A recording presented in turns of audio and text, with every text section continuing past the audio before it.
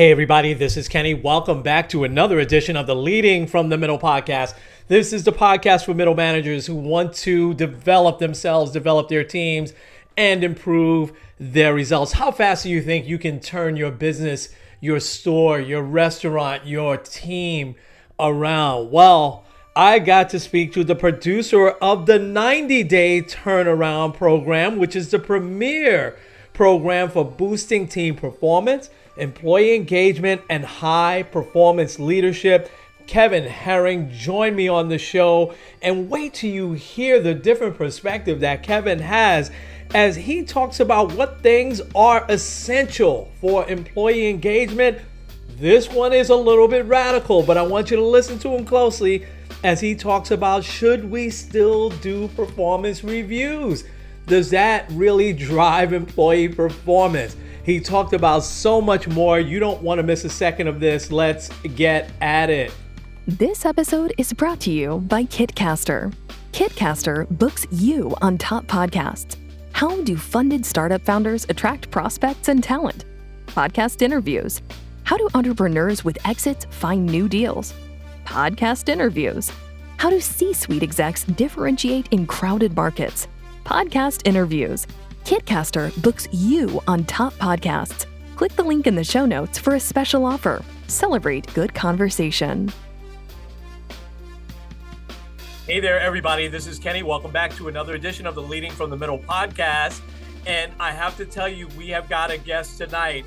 When it comes to talking about engaging your employees, building those high performance teams, man, oh man, wait till you hear the advice that this young man is going to give tonight. And so I want to introduce the producer of the 90-day turnaround, which is the premier program for boosting team performance, employee engagement, and high performance leadership. Kevin Herring is with me today. Kevin, it is so great to have you. How are you, sir? I'm doing great, thanks. Great to be here. Thanks for having me.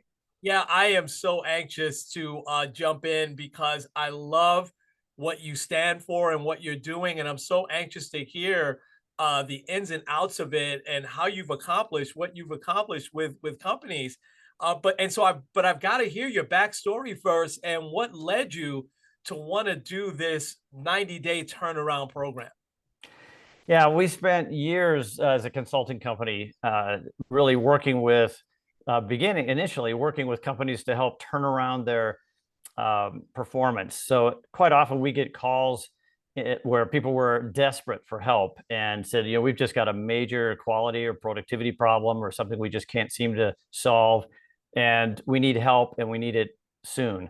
And so we would come in and we would get the organization turned around and back on track and boost their performance.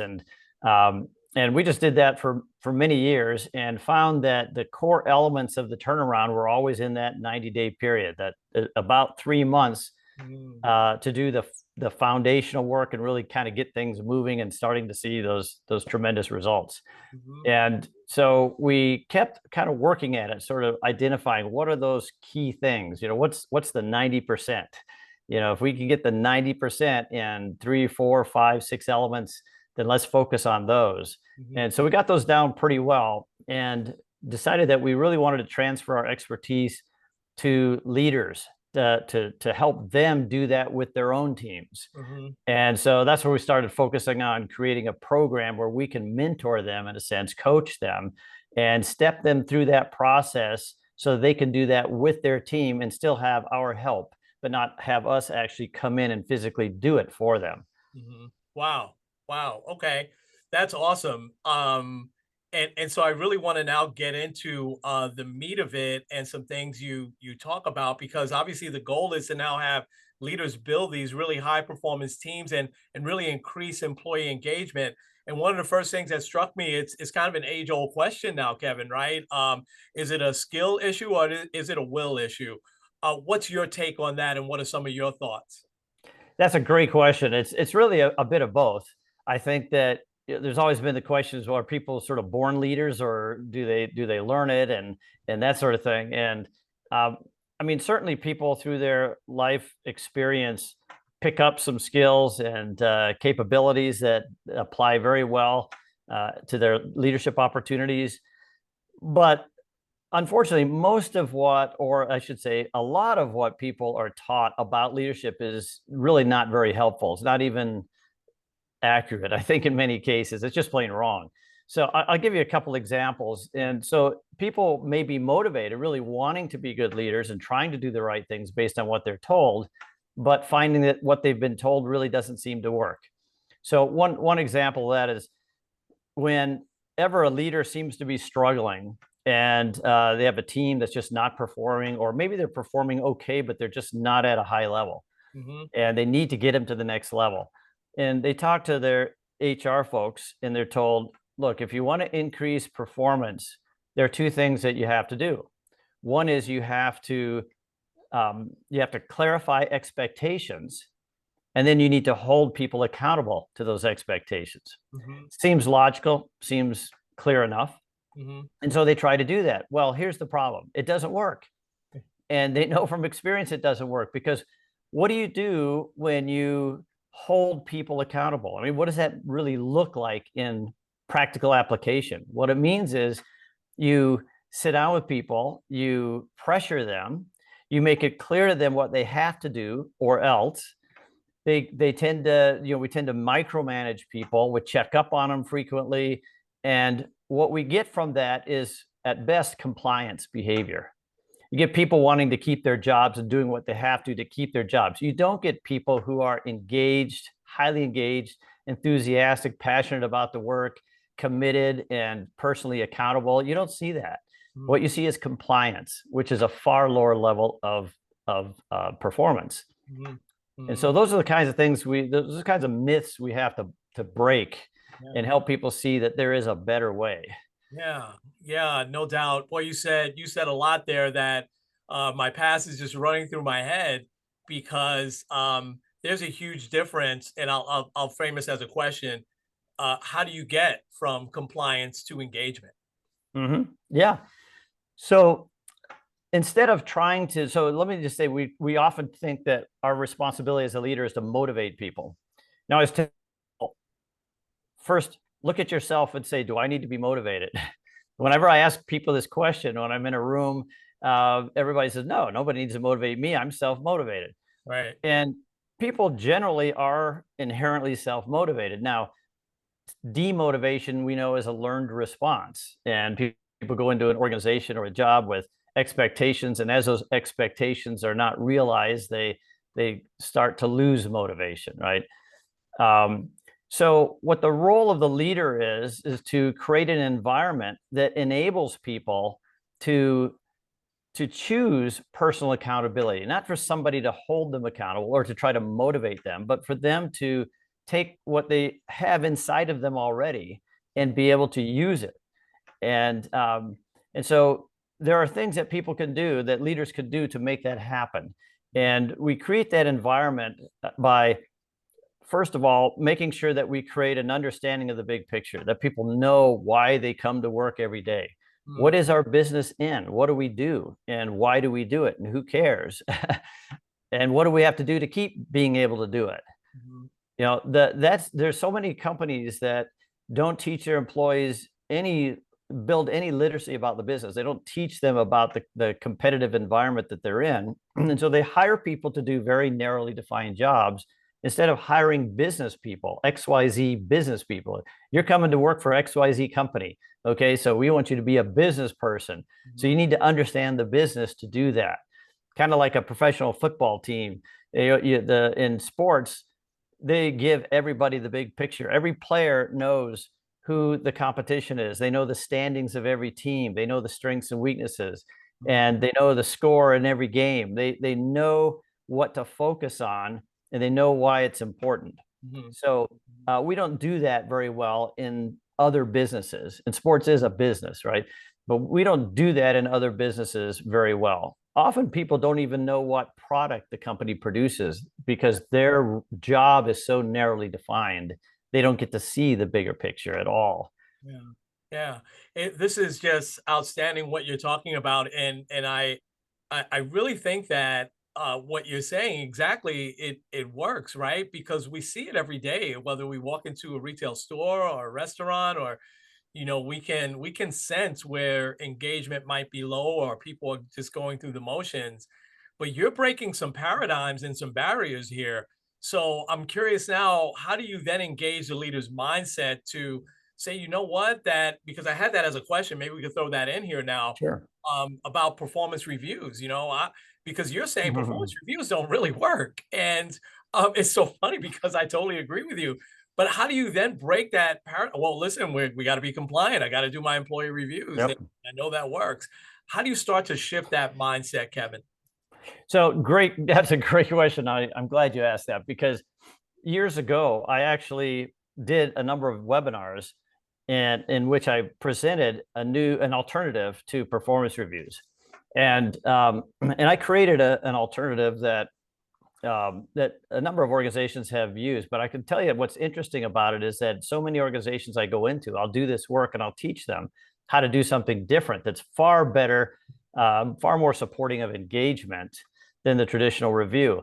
And and people will admit that it is better, but they can't let go of that annual performance review. And so they'll do both. But if you talk to anyone who has gotten rid of a traditional performance review and replaced it with more effective conversations, a focus on commitments and promises and those kinds of things, and you go back to them a couple, 3, 4 years later and ask, how's that working? Do you regret making that decision? It's a resounding, absolutely not. This was absolutely the best thing. We would never go back. Yeah. And so I talked about the big picture, making sure people had what I call context for the work. Well, closely related to that is connection. Hmm. And connection is how what I do impacts the bigger picture. Yes. Right? How do I help us to succeed? What is it that I do that helps you, for instance, as a coworker, or your team as an adjacent team in the business that we interface with? What is it that I do that helps you, and what is it that you do that helps me, that ultimately helps the business or the customer to get what they need? Yes. And understanding that is the next critical piece. Mhm. So we have a process where we do what I like to call a little speed dating kind of exercise.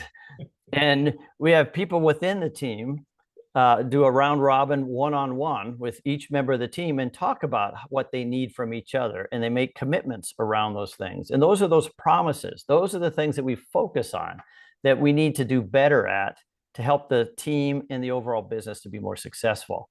In Mm. fact, I've got a tool that I've developed that I'd be happy to give a link to anybody listening if they want to go there and pick that up and use that themselves.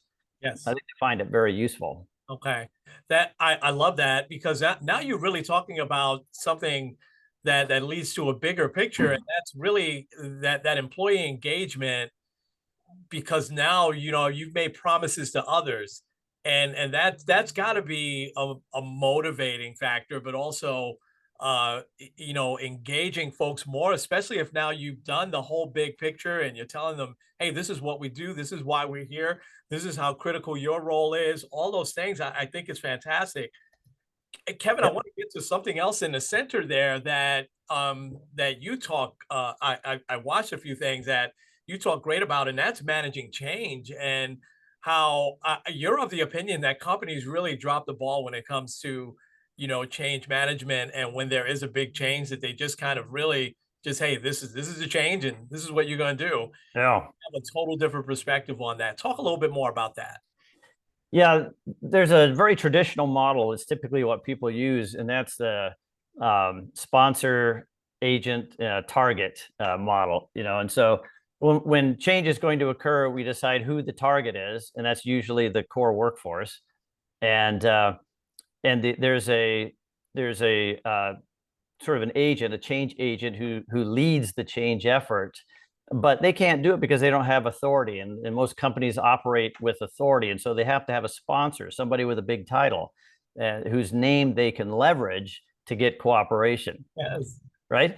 And it's sort of an engineering model. It's the mindset that if we take a change and we install it in the organization, like it's some kind of a part in a machine, if we install this in, that everything will just work great. And people it'll fit, and people will respond like we want them to respond. And it doesn't work very well. It's a failed model. And we know that, but everybody keeps relying on that. And so think about, what does it feel like to be a target of change?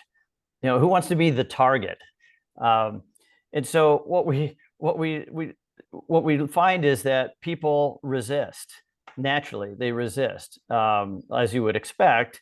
And as a result, the changes often meet with a lot of challenges, resistance, and sometimes people actually undermining it.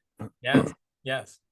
But what works better, we find, is that instead of doing something to people, if we involve them and include them in the change, not just explaining to them the why, which is certainly critical, again, making them part of the big picture, making them part of the business, and saying, we need your help. Here's the why. Here's what we're trying to do. Here's why it's critical to our success. We need you to help be co-creators of the change. At some level, we need to involve people in creating it. So if I'm co-creating a change that's going to impact me, I'm going to be far more engaged than I am if I'm a target of something being done to me. Does that make sense? It makes a lot of sense, man. Absolutely. Wow. I'll tell you, let me say the other thing on that. Please. We push down conflict like it's a bad thing. And I always tell people, look, if something is changing, something is affecting me, and I perceive it as a negative kind of thing, the bigger the change, the more it takes me out of my comfort zone. What's going to happen? The more awkward it is, right? Yes. More further out of my comfort zone I get, the more uncomfortable, the more painful it is, and the more likely it is that I'm going to resist. Right. And so that creates conflict. And so we often think, well, we don't want that. So what we do is we just sort of try to push it down and try to stop the conflict there. Right. But that's not what we want to do. We want to identify those pain points. We want people to tell us that they're experiencing that so that we can address it. Yes. So I see, conflict's a healthy thing. If you don't have conflict, nothing changes. If people are all in agreement about everything all the time, nothing changes. We just have status quo. We have to have conflict. We just have to learn how to manage it effectively, use it effectively. And so we want to bring out those concerns, those fears that people have early on in the change process, so that we can sit down with them and say, okay, what do we need to do to fix this? Here's a great example, actually, just came up not too long ago. Apple computers. Apple had all these people that were working remotely, and yet they've built what they call the Starship, I think, their headquarters, which is built for collaboration. Yes. For natural collaboration. Steve Jobs spent billions of dollars on this thing. Yes. And so now the place is deserted. Everybody's working remotely. Yes. And Tim Cook's saying, we need you to all come back. I want everybody back so that we can have that collaboration. But he didn't talk about collaboration. He didn't talk about the why. He just said, we want everyone back. And so there was a group of people who said, no, we don't want to go back. And they actually had a mutiny, and a bunch of employees signed a document saying, we don't think we should be coming back. And anyway, it was just a big mess. Yeah. And so you recognize very quickly that, again, this was a done to you kind of experience for people. Yes. And naturally, prior to prior to COVID and all that, people in general, when they responded to surveys about working remotely, were against it. They didn't want to do it. They thought it was a bad idea. Yeah. Now everybody wants it. They've experienced it. They think it's great. So so the question is, how do you manage those things? Well, you get input, you get people's involvement, you help them understand the criticality of creativity and collaboration when it's part of your competitive advantage. That's what gives you the ability to lead the marketplace. Yeah. Right. And once they understand that, they become business people, they see that, then, okay, now let's talk about the best way to capture that, to regain that. Yes. And meet people's needs in the process. Yes, absolutely. I'm so familiar with the Apple thing because that's the building out west that's totally round, and It was Hmm. really built for a lot of collaboration. Yeah.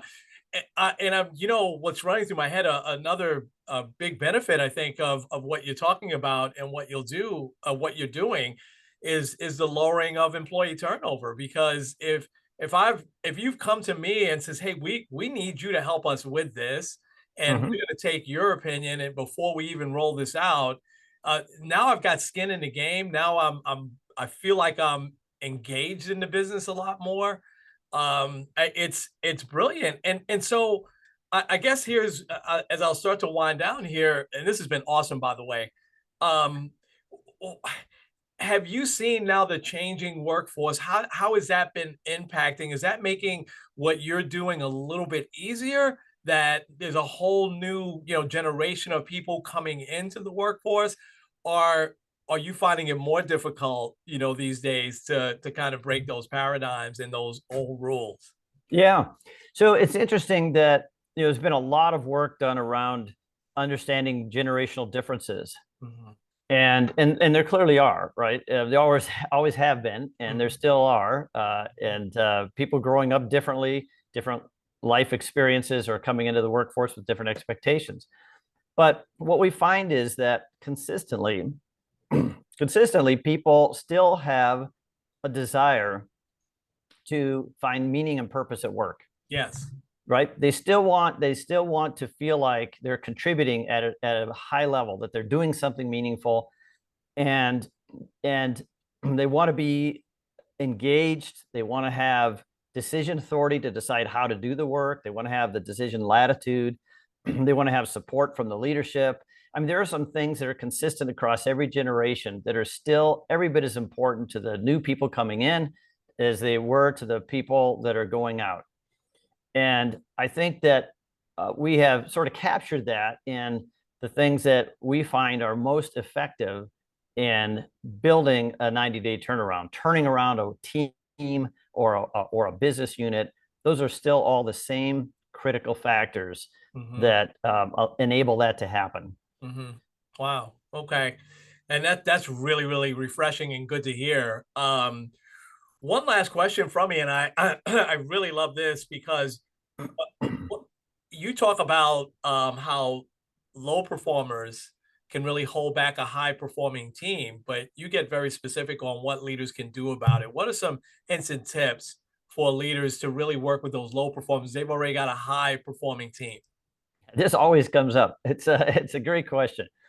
So first of all, I think we focus on the team overall, and we don't get too hung up on spending all of our time and energy on the low performer. That doesn't mean we ignore it by any stretch, but I'll get to that in a minute. But one of the things that we often do when we become a bit bogged down with a low performer is that um, we don't want to deal with it. We don't want to spend all the time that we're spending with them, and so quite often we'll lower the bar without really realizing it. We'll Yeah. get to a level of frustration where we just say, okay, if you'll just do this, and this is considerably lower than the expectation for anybody else on the team. Yeah. That's obviously a big mistake. You have to keep the bar high. If you want a seat on the bus, you have to earn the seat, and you have to maintain that level of performance to be part of the high performing team. Now, that doesn't mean that everybody performs at the same level or they all have the same strengths and weaknesses. Obviously, that doesn't need to be the case. It's not going to be the case. Yeah. But what we do want people to see is that we're looking for them to be a strong contributor, whatever they do, and belong on that bus. So I tell people that first, if somebody's not performing well, let's not look at it as um, that they're unmotivated. That's rarely the case. The vast majority of performance problems are the system. We have to get the system to support them to be successful. Mhm. So once we get past the do they have the skill question, do they and do they understand what they're supposed to do and what their part in the organization is and all those sorts of things, and we've cleared that. We know that they have what they need. From that perspective, what is it in the system that's getting in the way? And so that's when we start looking at things like, do they understand the big picture? Do they understand their connection to it? Do they have control over the methods and the means of the work, the decision making, the access to and control of resources, and so on? Do they understand the metrics and the things that tell us how we're doing and what we need to do to change to do better? Once we get through all that, then we have to start looking at then what is it that they're not able to bring, even when we provide all those things that they need to be successful. Yeah. And so I really believe this is very much a rarity, that very few people need to have this conversation. Yes. But we talk to people, we say, look, I call it the bus conversation. It's the bus conversation. You're on the bus, absolutely. Are you on the right bus? Yes. And if you aren't, it doesn't mean there's anything wrong with you. It just means that it's maybe not the right time, or they're not the right fit for you. Yeah. And so the question is, how can we get you to a position where you can be successful and you can have a seat on this bus, or can we find the bus that's right for you? Yes. Because you may be far more successful on another bus. Yeah. And so if we have another bus inside the organization that's a better fit, let's see if we can get you on it. Yeah. If that's what you want to do.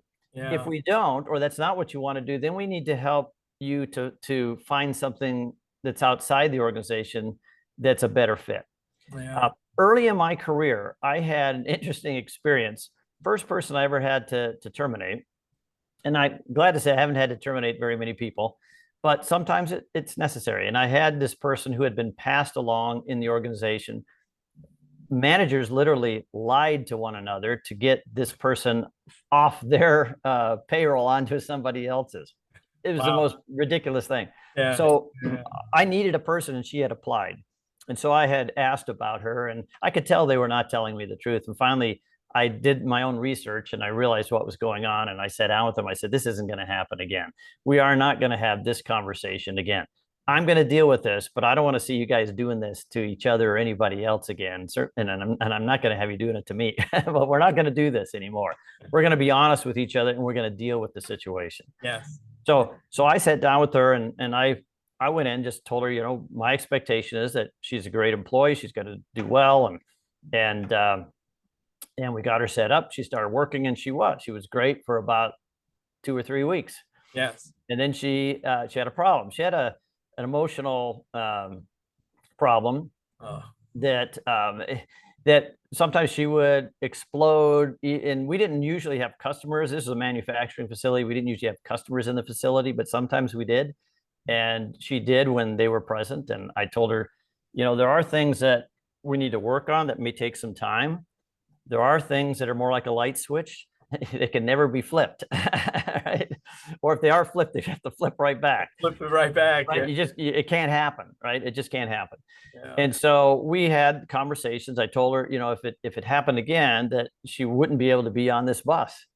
And I don't know that there's a place in the organization that's a fit. Yeah. So she promised it would never happen again. Well, long story short, it did. And I sat down with her, and we had that conversation. I said, remember what we talked about and how this impacts the business and others working in the business. We can't have this. And so, I'm going to have to let you go. But I want to talk a little bit about your experience here. And we talked about how, at least from my perspective, it didn't seem like it was a fit for her. Mm-hmm. And that this might be a good opportunity to help her find a better fit. Mm-hmm. Well, she was kind of upset about it. And so she really didn't respond very favorably to that conversation. But an interesting thing happened several months later. We had several facilities in this area. I got a call from one of the other ones where she had worked prior to working for me. And I got a call, and they said, she's back.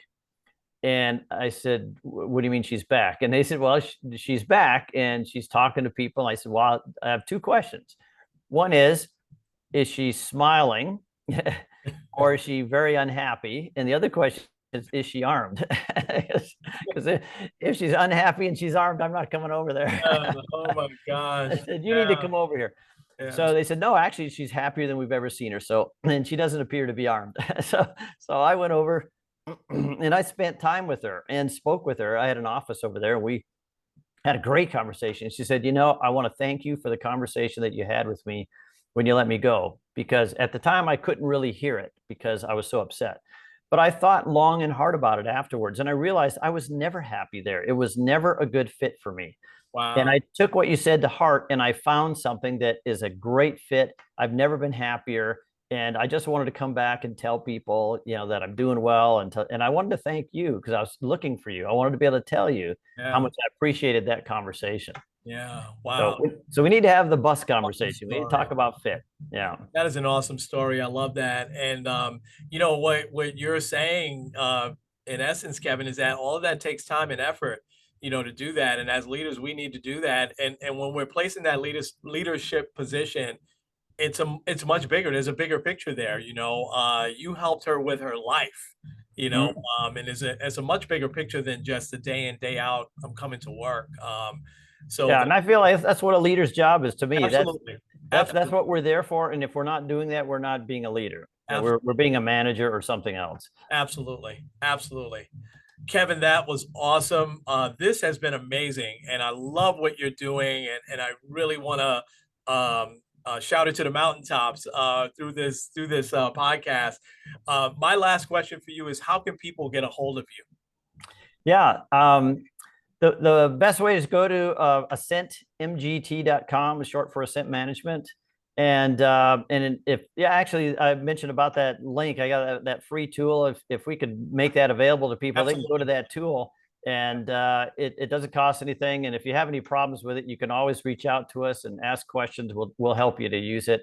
Okay. But it's just something that we feel is so important for you to be able to really connect people to the bigger picture, to the business, and create a service culture in the organization instead of a competitive one. Awesome. Is the link to the tool on the website? I tell you, how about I send it to you? Send it to me. Yeah, Yeah. absolutely. And I will put it in the notes. Absolutely. Um, Kevin, that is so awesome. And hey, listen, thank you so much for sharing as much as you did tonight.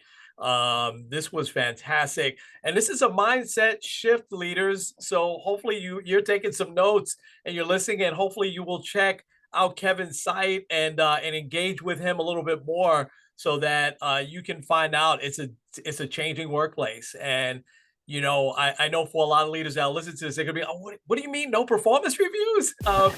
But dig in and listen to what he just said, man, and it just makes sense. It really does. So thank you so much again for joining me, and can't wait to get this out. Yeah. Thanks for having me. It was a lot of fun. Appreciate it. Oh, it's my pleasure. My pleasure. So we'll leave it there, folks. This has been Kenny and Kevin with the Leading from the Middle podcast. We'll talk to you real soon.